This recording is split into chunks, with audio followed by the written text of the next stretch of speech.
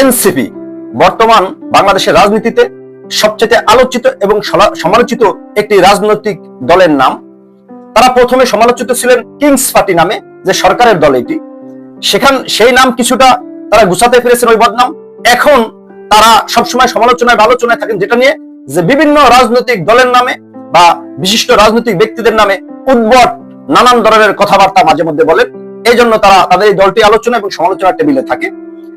আজ যেটা নিয়ে এনসিপি সবচেয়ে বেশি আলোচনার মধ্যে আসছে সেটা হলো, প্রথম আলো একটি রিপোর্ট করেছে যে বিএনপির কাছ থেকে তারা 20টি আসন চায় এবং বিএনপি সরকার গঠন করলে তাদেরকে মন্ত্রিত্বের ভাগ দিতে হবে।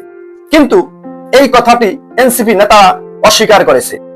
এখন প্রথম আলো রিপোর্ট করেছে বিশ্বস্ত সূত্র নিশ্চিত হয়ে, আবার এনসিপি নেতারা প্রকাশ্যে তাদের এই আসন ভাগাভাগির অস্বীকার করতেছে। আমাদেরকে আরো কিছুদিন অপেক্ষা করতে হবে যে আসল সত্য কোনটি, প্রথম আলো রিপোর্ট নাকি এনসিপি নেতাদের মুখের কথা।